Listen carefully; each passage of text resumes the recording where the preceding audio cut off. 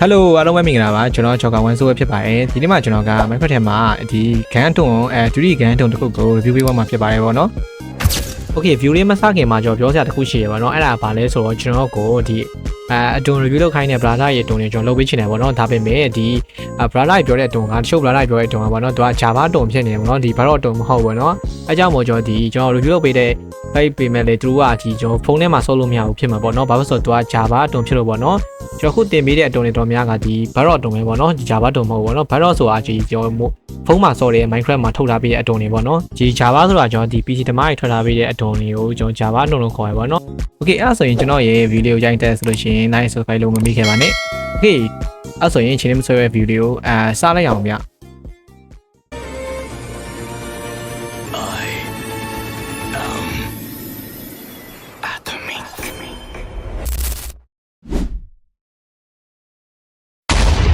ျโอเคကျွန်တော်ပထမဆုံးမှာကျွန်တော်ဒီဝေါ်ရောက်လာပြီဆိုတော့ကျွန်တော်ဒီ3D ကန်အတုံးကကျွန်တော်ဘယ်လိုအလုပ်လုပ်လဲဆိုတော့ကျွန်တော်ရှင်းပြမယ်ပေါ့နော်သူကဒီကျွန်တော် Spider မှာလုံးဝဆော့လို့ရရပါတော့Spider မှာဆော့လို့ရတယ်โอเคကျွန်တော်ပထမဆုံးမှာကျွန်တော်ဒီမျိုးပေါ့နော်ကျွန်တော်ဒီ inventory သွားပြီးတော့မှကျွန်တော်ဒီစာလေးပေါ့နော်ဒါလေးယူရဲပေါ့နော်ဒါကျွန်တော်ဒီ internet credit နေရာမှာတုံးဝင်တဲ့ဟာတွေပေါ့နော်ဂျာရီကျွန်တော်ဒီ Spider မှာကျွန်တော်ဒီဒါလေးကျွန်တော် credit လို့ရရပါတော့ဒီမှာဒါဆိုကျွန်တော်ဒီမှာရှိမယ်ဒါလေးရှိမယ်ပေါ့နော်ဒါလေးလေးရှိမယ်โอเคကျွန်တော်ပထမဆုံးနေကျွန်တော်ဒီ user လေးလာပါတော့ဒီ user ကိုကျွန်တော်ဝင်လိုက်မယ်ပေါ့နော်ဒီထဲဝင်လိုက်မယ်ဆိုရင်ကျွန်တော်ဒီ user ကကျွန်တော် grant ဒီ gun credit တွေပေါ့နော်ဒါဒီ gun တွေ credit ဟာပေါ့နော်ဒီမှာကြည့်အဲဆိုကျွန်တော်ဒီမှာ gun တွေအများကြီးရှိရပေါ့နော် gun တွေအများကြီးရှိတယ်ဒီမှာကြည့်ကျွန်တော်ဒီရဲမှာကျွန်တော်ဒီ golden DK ဆိုတာရှိရပေါ့နော်ကျွန်တော်ဒီဟာကို credit မယ်ဆိုရင်ကျွန်တော်နှိပ်လိုက်ပေါ့နော်အဲ့ရကျွန်တော် diamond တစ်လုံးလိုမယ် golden ingot ဆိုပြီးတော့မှလိုရပေါ့နော်ပြီးကျွန်တော်ဒီ iron ingot ဆိုကျွန်တော်လိုရပေါ့သူလိုတဲ့ဟာလိုပြထားရပေါ့နော်ပြီးရင်ကျွန်တော်ဒီဥစ္စာရှိရင်ကျွန်တော်ဒီမှာဒါလေး confirm ဆိုပြီးနှိပ်လိုက်ရနေကျွန်တော်ဒီ credit ပေးသွားမယ်ပေါ့နော်ကျွန်တော်ဒီမှာမရှိတော့ကျွန်တော်ရောစီမှာအဲ့ဒါတွေမရှိတော့ကျွန်တော် credit လို့မရဘူးပေါ့နော်ဒီအစားလွယ်ပေါ့နော်ဒီ can တုံမှာကျွန်တော်ဒီမှာဒါလေးဒီ credit ဘယ်လို credit ပြီးကျွန်တော်ဒီမှာပေါ့နော် MV5 လို့မှာမျိုးစုံရှိရပေါ့နော် P90 လို့ဒီမှာ164A လို့ဒီမှာနော်ဒီကျွန်တော်ဒီမှာမျိုးစုံပြ can တော်များရလို့ပြောရအဲ့ဒီမှာ RPG7 တွေရောရှိရပေါ့နော်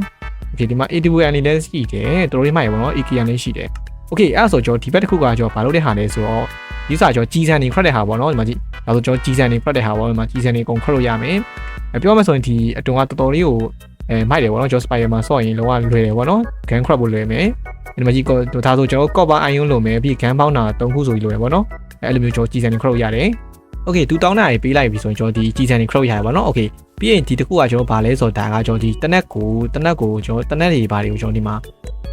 ဟိုစကုတ်တွေပါတက်တဲ့ဟာပေါ့နော်ဒါဆိုကျွန်တော်တနက်မကင်နိုင်ရင်တက်လို့မရဘူးပေါ့နော် Okay ကျွန်တော်ဥမာကျွန်တော်ဒီမှာကျွန်တော်တနက်တစ်ခုဆိုယူလိုက်မှာပေါ့နော်ဒီမှာကျွန်တော် AKN ယူလိုက်မယ်AKN ကိုကျွန်တော်ကန်လိုက်မယ်ဆိုရင်ပြီးရတယ်ကျွန်တော်ဒီမှာလာပါတော့နိုင်ပြီးကန်ပြီးတော့မှကျွန်တော်တစ်ချက်နှိပ်လိုက်မယ် Okay ဒီမှာရောက်လာပြီဆိုတော့ကျွန်တော်ကန်လိုက် AKN ဆိုရင်ကျွန်တော်ဒီ AKN ကိုကျွန်တော်တို့ကစကုတ်တွေပါတက်မယ်ဆိုရင်ဒီမှာလာပါတော့လာပြီးမှကျွန်တော် AKN ကိုနှိပ်လိုက်ပါတော့ Okay AKN ကိုနှိပ်လိုက်ရင်ဒီလိုဖြစ်သွားမှာပေါ့နော်ဥပမာကျွန်တော်တို့ကဒီမှာလာပြီးတော့မှကျွန်တော် AKN ကန်ထားပြီးတော့ခြားခန်းနေရင်ကျွန်တော်မရဘူးနော်အဲ့လိုတခြားခန်းနေမရဘူးကျွန်တော် AKN ပဲ customize လုပ်မယ်ဆို AKN ကိုကန်ပြီး AKN ကိုရှာပါတော့ရှာပြီး AKN ကိုနှိပ်လိုက်Okay ဒီမှာဆို AKN မှာဆိုကျွန်တော်စကုတ်ထဲမှာဆိုစကုတ်တွေအများကြီးတက်လို့ရမှာပေါ့နော်ကျွန်တော်ဒီမှာဒီခုပဲတက်လိုက်မယ်ပြီးကျွန်တော်ဒီနောက်ကအထောက်ကိုလည်းကျွန်တော်အမျိုးဆုံးရှိရပါတော့ကျွန်တော်ဒီမှာနောက်ဆုံးထိဆွဲရမယ်ဒါလေးတက်မယ်ပေါ့နော်ပြီးကျွန်တော်ဒီ spacer တွေကိုလည်းကြိုက်တာတက်လို့ရတယ်ကျွန်တော်ဒီကျွန်တော်ဘယ်တစ်ခုတက်လိုက်ကောင်းလဲဗျ Okay ကျွန်တော်ဒီဟာလေးတက်လိုက်မယ်ပေါ့နော် Okay တက်ပြန်ကျွန်တော်ရပါပြီပေါ့နော်ဒါဆိုကျွန်တော်ဒီကျွန်တော်ဒါဆို customize လုပ်ပြပါပေါ့တက်နဲ့ပေါ့နော်ဒီမှာကျွန်တော်ပြည့်ရဲ့ animation တွေပါတယ်တော်တော်လေးမိုက်တယ်ပေါ့နော်ဒီမျိုးပေါ့နော် Okay ဒါကျွန်တော် Spider-Man မှာဆော့လို့ရရပါတော့Okay ပြီးကျွန်တော်ပြစ်မယ်ဆိုရင်ကျွန်တော်နှိပ်လိုက်ရောပေါ့နော်ဒါကျွန်တော်ကြည်စံမရှိတော့ကျွန်တော်ပြစ်လို့မရဘူးပေါ့နော်ဒီအဲ့ကျွန်တော်ကြည်စံလေးတွားယူမယ်ပေါ့နော်ဒါကကျွန်တော် queen မှာပဲဆန်းပြလိုက်မယ်ဒါဆိုကျွန်တော်သူ့ကြည်စံပဲတခုလည်းကျွန်တော်မကြည့်တော့ဘူးပေါ့နော်ကျွန်တော်ရှိမှကြည်စံလေးကိုယူထားလိုက်မယ်ဗျOkay ကျွန်တော်ရှိမှကြည်စံလေးကိုယူထားလိုက်မယ်ကျွန်တော်ခြားခန်းလေးမှာတစ်ခါဆန်းပြမယ်ပါဆိုတော့ဒီလိုယူထားလိုက်မယ်ပေါ့နော်ယူရတယ် Okay ကျွန်တော်ဒီမှာတစ်ချက်နှိပ်လိုက်ပါတော့ဟုတ်တစ်ချက်ပြန်ပြစ်လိုက်ပါတော့ဒီမှာဒါဆိုကျွန်တော် reload လုပ်တဲ့ animation ပေါ့နော်တော်လေးမိုက်တယ် Okay ပြီးဒီမှာကြည့် spider ထက်တာရတော့မကြည့်ပါနော်အဲ့လိုမျိုးပေါ့နော်ကျွန်တော်လုံးဝအိမ်နဲ့ပါရပါတော့ကျွန်တော် game ပြီးမှကြည့်ပါတော့ပြီးတော့ပြစ်ပြီးတော့ကျွန်တော်ပြီးတော့တက်လိုက်အောင်ပါပြီး Okay ကျွန်တော်ဆိုကျွန်တော် animation ကတော်လေးမိုက်ရပါတော့ဒီလိုOkay ဒီလိုပြစ်လို့ရမယ်ဒီလိုပြစ်လို့ရမယ် Okay တော်လေးမိုက်ရဗျာကျွန်တော်ပြီးရင်ကျွန်တော်ဒီ char can နေစမ်းကြည့်မယ်ပေါ့နော်ကျွန်တော်ဒီထဲမှာ gun မပါလားဆိုကျွန်တော်ဒီ gun နေဆိုရင်တော့မှတော်တော်လေးအများကြီးပါတယ်ဒီမှာကြည့်ဒါဆိုရင် AR gun တွေပေါ့နော်ဒါဆို pistol တွေရှိမယ်အဲ့လိုမျိုးဒါဆို SMG တွေပေါ့နော်ဒီဒါဆို sniper တွေရှိမယ်ဒီမှာမျိုးစုံပြ shot gun အစ mini gun ဆုံးမျိုးမှာ gun တွေနေတာမဟုတ်ဘူးပေါ့နော် gun တွေအများကြီးပဲပါမယ် Okay ဒီထဲမှာဆိုကျွန်တော် gun တွေအများကြီးပါတော့ကျွန်တော်တွေ့ရရပါတော့ကျွန်တော်ဒီအကုန်လုံးဒီပါကျွန်တော်မစမ်းဖြတ်တော့ဘူးပေါ့နော်စမ်းပြလိုက်မိုးလင်းသွားလိုက်မယ်ပေါ့နော် Okay အဲ့ဒါဆိုကျွန်တော်ဒီမှာ golden DK ကိုကျွန်တော်စမ်းကြည့်မယ်ဒါကျွန်တော်မိုက်ရယ်ပေါ့နော် โอเคအခုဆိုကျွန်တော်ခံယူရပါတော့မကြီးဒါဆိုရင်ဒါဆို DK ပေါ့နော်ဒါဆို AKM ပေါ့နော်ဒီမှာဆိုကျွန်တော်ဒီဒါဘယ်လိုခေါ်လဲမသိပါတော့ဒီโอเคဒီဥစ္စာရှိမယ်ပြီးကျွန်တော်ဒီမှာ M416 ရှိရပေါ့နော် HK416 ကြီးပေါ့နော်ဒီမှာဒီမှာကျွန်တော် M416 တွေ့ပေါ့နော်ကျွန်တော် M416 နဲ့တော့ပြန်လေးလိုက်ပါโอเคဒါဆိုကျွန်တော် M416 ရိုက်ပါနော်ခေကျွန်တော်ပြစ်မယ်ဆိုဒီမျိုးပေါ့နော်ဒီအားစားပြောမှကျွန်တော်ဟုတ်ဒါကျွန်တော် shotgun ကကျွန်တော်ဒီအဲ့ဒါတက်နေပေါ့သူကခေ shotgun လေးနောက်တစ်ခုထပ်ပြောင်းလိုက်ပါနော် shotgun လေးဒီဟာလေးပြောင်းလိုက်မယ်โอเคဒီမှာကြည့်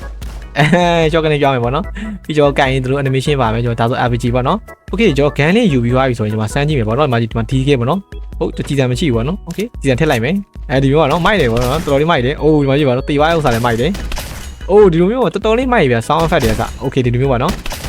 ဒီမျိုးပြီးကျွန်တော်ကြည့် animation ပေါ့နော်တနက် animation ဟေးဟုတ်ကျွန်တော်တက် animation ရှိုးလို့ရမယ်မကြည့်ကျွန်တော်တနက်လိတ်လို့ရတယ်ပေါ့နော်โอเคဒီမှာတော်လေးမိုက်တယ်ဗျကျွန်တော်ဒီမှာ spider မှာလည်းကျွန်တော် crack လို့ရမယ်ဒီမှာကြည့်ဒါဆိုကျွန်တော်ဒီမှာကျွန်တော်ဟိုလာလုပ်မယ်ပေါ့နော် gas mine လုပ်မယ် gas mine လုပ်မယ်ကျွန်တော်ဒီမှာလာတယ်โอเคကျွန်တော်ဒီမှာ golden DK ကိုတွေ့ပေါ့နော်ကျွန်တော်အခု gas mine လုပ်မှာโอเคကျွန်တော်အခုကဒီ golden DK ကို gas mine လုပ်ပြမယ်ပေါ့နော်ဒီမှာကျွန်တော်ချက်နေလိုက်မယ်နေပြီးတော့မှကြည့်ဒီမှာကျွန်တော်လေစာတွေကစထိတ်လို့ရပြီပေါ့ဒီမှာโอเคဒီမှာထည့်မယ်ပြီးကျွန်တော်တနက်ပြောင်းပါနော်โอเคဒါလေးထည့်လိုက်မယ်โอเคပြီးကျွန်တော်ကြီးစံGCAT ကျွန်တော်ဒီမှာGCATဆိုအများဆုံးအများကြီးရှိပြီပေါ့နော်ကျွန်တော် GCAT ပို့ထည့်လို့ရတဲ့ဟာတွေပါညာပေါ့နော်ဒီထည့်လိုက်မယ်โอเคဒါဆိုကျွန်တော်ရပြီပေါ့နော်ဒါဆိုကျွန်တော်ဒါလေးနှိပ်လိုက်မယ်โอเคဒါကျွန်တော်ရှိုးတာပါကျွန်တော်တနက်ပုံစံကျွန်တော်ရှိုးတာโอเคဒီမှာကျွန်တော်ပြစ်ကြည့်မယ်ပေါ့နော်ဟုတ်ဘုတ်โอเคဒီမှာလာမနာတကောင်တက်ပြစ်ကြည့်မယ်ဒီမှာ require ပါရပေါ့နော်မကြီးခါတယ်ပေါ့နော်မကြီးဟုတ်ဟောဒါတစ်ချက်ချင်းဖြစ်သွားတာပေါ့နော်ကျွန်တော်ဒီမှာလိုပြောရမယ်ကျွန်တော်ဒီဟိုပါလေဟို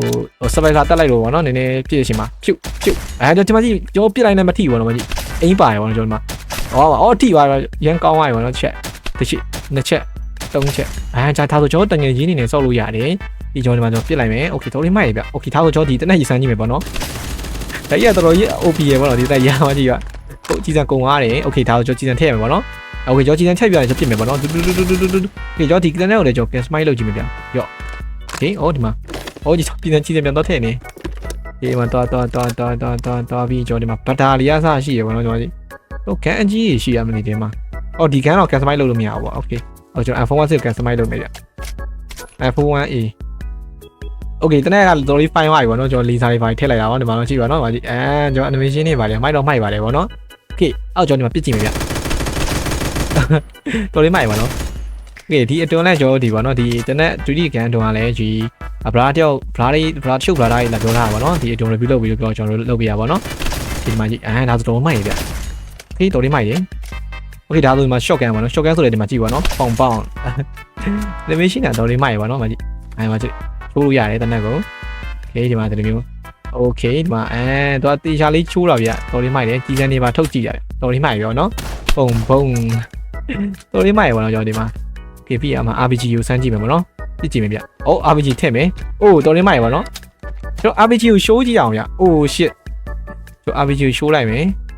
โอเคဒီမှာကျွန်တော်ဒီတိုးကိုကျွန်တော်ပြစ်ကြည့်မယ်ပေါ့နော်စကုတ်ချိန်နဲ့ animation လေးနဲ့မိုက်တယ်ဒီမှာပီတာထွက်လာရောနော်ကျွန်တော်ပီတာကိုပြစ်လိုက်တော့မယ်ကြော်ရလားပြောသွား RPG လုံးမလို့ RPG စကုတ်ရှင်ဖြစ်လုံးတယ်